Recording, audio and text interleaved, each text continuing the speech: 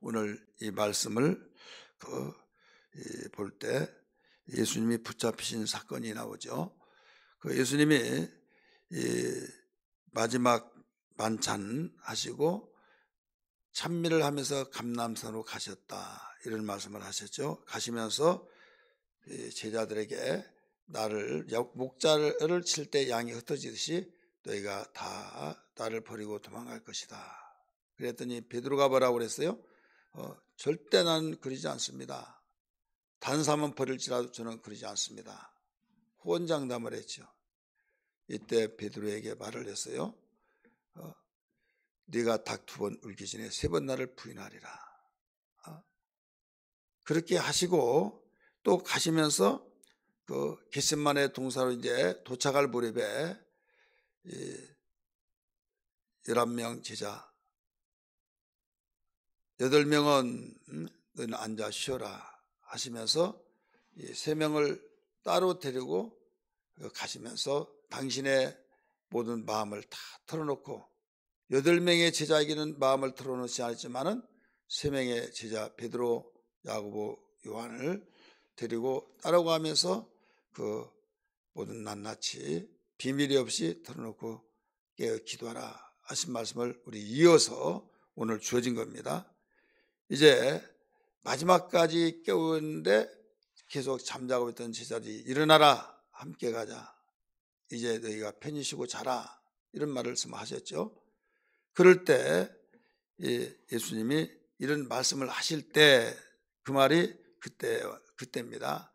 일어나라, 함께 가자. 우리 40절, 41절, 42절 그 말씀이 예수께서 말씀하실 때 이 말씀이에요.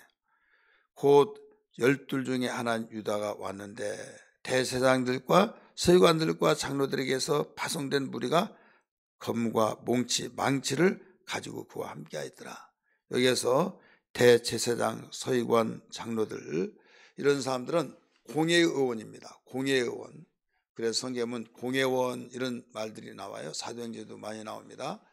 이 공회원이라는 말을 여러분 수없이 들어서 아시겠지만은 이 입법기관과 사법기관을 합쳐서 나오는 것이 공회원이에요. 우리나라는 상권 분립이 되어 있잖아요. 행정, 입법, 사법. 그래서 국회의원들은 입법으로 법을 만들기도 하고 폐하기도 하고 이런 일만 합니다. 사법은 재판을 하고 또 범죄자를 잡고 이런 일을 해요. 그래서 이 사법권이라고 하는 말 있잖아요. 살아있는 권력 막 이런 말 하잖아요. 그런데 공회의원은 살아있는 권력과 이 입법, 국회의원 이걸 같이 겸하는 사람들인데 여기에 대제사장들, 서기관들, 장로들은 모두 다 공회의원들이라는 사실을 알아야만 됩니다. 그래서 그 당시에 막강한 사회적인 권세가 있는 사람들이에요. 그래서 예수를 죽이려고 하면 그들이 뚫뚫 뭉치면 얼마든지 죽입니다. 그래서 예수를 죽이자 해서 죽인 거예요. 물론 이것은 근본적인 것은 하나님께로부터 예정된 내용이지만은 가시적인 측면에서는 그들이 죽일 수도 있고 살릴 수도 있다, 이런 가운데서 오늘 우리는 더 이상 미루지 말자, 끝장내자 해서 사전에 가룟 유다가 내가 우리 선생을 너에게 넘겨줄 때 얼마 줄래 했더니 흥정해서 30냥을 받기로 하고 돈을 받아가지고 왔잖아요. 그러니까 이제는 앞잡이가 돼야겠지 않습니까? 가룟 유다가 여기에서 대제사장, 서기관, 장로들이 보낸 하수인들, 보낸 자들을 앞세우고 예수님이 있던 곳으로 가게 됩니다. 그래서 내가 입을 맞추면 너희가 잡아갈 사람이 그다. 니들이 아무를 짜서, 군호라고 그랬죠. 아무를 짜서 그래서 이제 가서 예수님께 선생님 안녕하셨어요 하면서 납비어 안녕하셨습니까 하면서 입을 맞춥니다. 인사를 서양에서 입을 맞추잖아요. 바로 입을 맞췄어요. 그러면서 먼저 그 말을 내가 입 맞춘 사람이 너희가 잡아갈 사람이니까 너희 단단하게 묶어서 잡아가라, 이렇게 나오죠. 성경 보세요. 44절에 예수를 파는 자가 이미 그들과 군우를 짜 이르되 내가 입 맞춘 자는 그이니 그를 잡아 단단히 끌어가라 하였는지라. 자, 오늘 제목은 누구와 함께 할 것인가 제목입니다. 본문 사건 속에서 누구와 함께 할 것인가. 대제사장 서기관 장로들과 함께 할 것인가, 예수를 잡아가려고 하는 악당들과 함께 할 것인가, 아니면 나를 가르치시고 나의 구세주가 되시고 나의 선생이 되신 하나님의 아들이신 예수님과 함께 할 것인가. 오늘 누구와 함께 할 것이냐. 3년 동안 훈련을 시켰습니다. 그런데 이 가룟 유다는 누구와 함께 했습니까? 예수님과 함께 하지 않고 오히려 예수를 팔고 바로 예수를 잡아 죽이려고 했던 그들과 함께 해서 바로 입을 맞출 때 선생님 안녕하셨어요. 이게 진짜 공손하게 마음에서 정말 인사하는 그 인사가 아니라 속에서는 이게 군호다 이거죠. 겉으로는 인사지만은 잡아갈 대상이 이 사람이다. 이걸 그러면서 이건 비웃는 인사. 오늘 읽었던 말씀처럼 단단히 끌고 가라 그랬잖아요. 왜? 다른 사람 포송하다가 그 몸부림쳐서 그 모든 것을 풀어버리고 갈 수도 있는 경우들이 있으니까 그런 일이 없도록 실수하지 말아라 이거거든요. 자, 오늘 우리는 교훈적인 측면에서, 적용적인 측면에서 볼 때는 내가 예수님을 수년 동안 수십 년 동안 믿으면서도 어떤 절정적인 순간에는 누구와 함께 하느냐 한번 생각해 볼 때 우리는 이런 삶이 되지 않고 두 번째, 예수와 함께하는 자가 되어야 될 줄 믿습니다. 예수와 함께한 자는 누구였어요? 여기에 다른 제자들은 도망갔다고 그랬어요. 그런데 베드로는 그래도 자기가 혼장담했잖아요. 내가 끝까지 가겠습니다. 그런데 갈 때에 이 모닥불에서도 다른 제자들은 다 도망갔는데 끝까지 가서 나중에 부인을 합니다마는 어쨌든 자기의 의지로 지키려고 힘을 썼다 이거죠. 지금 잡아가니까 이 대제사장 종이라고 그랬어요. 종. 여러분이 꼭 이 내용은요, 이 사복음서에 다 나옵니다. 마가복음에 오늘 본문이죠. 마태복음도 나오고 누가복음 나오고 요한복음까지 나와요. 마태복음이나 마가, 누가는 공관복음에 나오는데 공관복음에서는 대제사장 종이라고 말했습니다. 누군지를 몰라요. 그리고 제자 중 한 사람이 이렇게 말해요. 누가 그 종의 귀를 칼로 잘라버렸다고 나오잖아요. 누군지를 몰라요. 그런데 요한복음에서 베드로라고 가르쳐주고 그 종 이름 말고라고 이름을 가르쳐줍니다. 그래서 항상 우리는 병행 구절을 같이 읽으면 폭넓게 성경을 이해할 수 있고 우리가 성경 속에서 놀라운 하나님의 비밀을 더 넓게 깊게 오묘하게 발견할 수 있다는 걸 기억하면서 여러분이 꼭 여기에서 병행 구절을 같이 읽어보시기 바랍니다.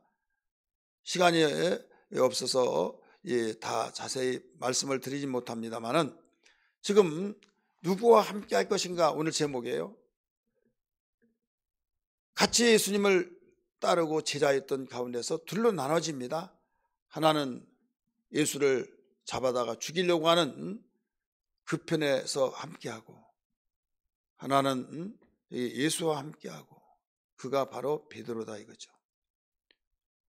이 베드로가 함께하는데 용감하게 우리 선생님이 무슨 잘못했느냐 해가지고 칼을 가지고 완전히 귀를 잘라버렸어요. 그 칼질을 잘한 것 같아요.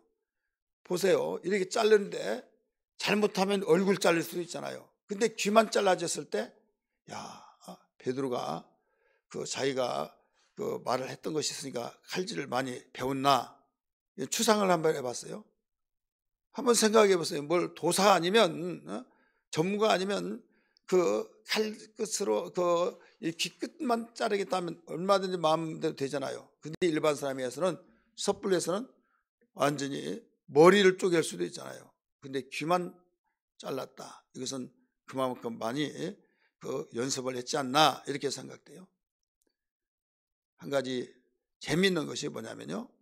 우리는 마태복음만 많이 보다가 보니까 검을 꽂아라. 검을 쓴 자는 검으로 망한다. 이런 설교만 많이 들었어요. 그런데 오늘 본문의 말씀은 거기에 언급이 없습니다. 검을 꽂아라. 검을 쓴 자는 검으로 망한다. 이런 말이 없잖아요. 한번 여러분 본문의 말씀 보면 그 종을 귀를 잘라버렸잖아요. 47절 곁에 서 있는 자 중에 한 사람이 칼을 빼어 대제사장의 종을 쳐 그 귀를 떨어뜨리니라. 땅에 떨어졌다 이거죠. 그럴 때 여기에 아무 소리 없고 그 다음에 곧바로 48절 이어지잖아요. 근데 이 내용 속에서 마태복음은 칼집에 검을 꽂아라. 칼을 쓴 자는 칼로 망한다. 이렇게 말씀하셔서 내가 힘이 없어서 붙잡혀 간 줄 아느냐. 내가 아버지 구하면 12군단이 더 되는 천사들을 보내서 나를 보호하였을 것이다. 그렇게 되면 하나님의 말씀, 성경의 뜻이 이루어지지 않기 때문에 내가 가만히 있는 것이지 나를 위한답시고 네가 칼을 쓰느냐? 너 칼집에 꽂아. 그렇지 않으면 너 망한다. 칼 쓰는 자는 칼로 망한다 이거죠. 이렇게 말씀했어요. 누가복음에서 뭐라고 하는지 아십니까? 누가복음은 여기에서 이것까지 참아라 이렇게 나와요.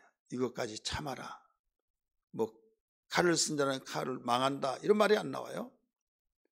그래서 주님이 낫게 해주셨다. 요한복음에서도 자르긴 잘랐어요. 근데 요한복음에서 뭐라고 말했는가 하면요. 여기에서 이 대제사장의 종 말고라고 언급하고 베드로라고 이름을 거명했습니다. 그러면서 칼 쓰는 일을 대해서 거기에서 책망하지 않았다는 사실입니다. 요한복음에 책망을 하지 않았어요. 대신 아버지께서 여기에서 이 잔을 네가 이렇게 해서 뜻을 이룬다면 아버지께서 준 잔을 마시지 않겠느냐. 그런 네가 칼을 쓴다고 해서 내가 안 죽고 그게 아니라 나는 아버지께서 주신 잔을 죽음의 잔을 마시러 왔기 때문에 마시지 아니하겠느냐 이거예요. 그러므로 여기에서 칼집을 바로 칼집에 꽂아라 하면서 책망을 하지 않았다 이거죠. 오늘 우리는 여기에서 알아야 할 것이 뭐냐면 종합해서 볼 때 마태복음에서는 칼을 칼집에 꽂아라 하면서 칼을 쓴 자는 칼로 망한다 말씀하셨어요. 자, 베드로는 자기가 주님과 함께 하겠다고 하는 의지를 보여주면서 행동으로 옮겼다 이거죠. 근데 주님께로부터 책망을 받았다 이거죠. 물론 마가복음에서는 책망도 하지 않고 아무 소리를 하지 않았습니다만은 여기에서 주님을 진정으로 위한다는 것은 뭐냐? 내 뜻을 내려놓고 하나님의 뜻에 굴복하는 사람이 주님을 위한 것이라는 걸 알아야 될 줄 믿기 바랍니다. 한마디로 해서 내 뜻을 하나님 앞에 철수하는 거예요. 한번 따라서 합시다. 내 뜻을 하나님 앞에 철수하라. 베드로는 자기의 뜻을 철수했어요? 안 했어요? 안 했죠. 호언장담했죠. 선생님 내가 있습니다. 왜 죽습니까?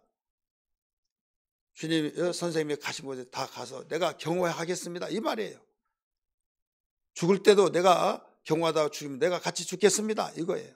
그래서 자기가 자기 뜻으로 나는 한번 한다면 한다 해서 칼질 준비를 얼마나 준비를 많이 하고 연습을 많이 했는지 귀만 딱 잘라봐서 너 죽을 수 있어 가만히 있어 이렇게 할 수 있을 정도로 위협을 가해주면서 주님과 함께 한답시고 그렇게 했다 이거죠. 그런데 주님은 칼집에 꽂아라. 이것까지 참아라. 네가 이렇게 하면 내가 안 죽는 줄 아느냐? 아버지께서 나에게 잔을 주시는데 나는 마셔야 된다. 이것은 뭐냐면 우리는 내 뜻을 하나님 앞에 철수해야 된다.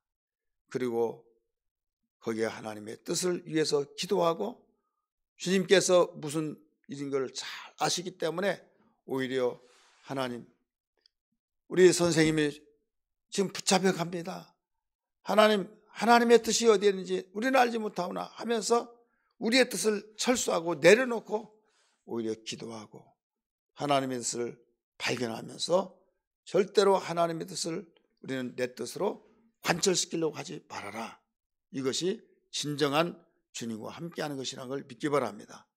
오늘 이 시간에 기도할 때 하나님, 함께 제자가 되었던 가룟 유다는 악당들과 함께가 있고 베드로는 주님과 함께했지만은 책망을 받았습니다. 오직 내 뜻을 하나님 앞에 철수할 수 있는 것이 진정한 하나님과 함께하는 것이란 걸 알았으니 이 믿음을 가지고 살아가게 도와주옵소서. 이런 신앙 되기를 주의 이름으로 축원합니다.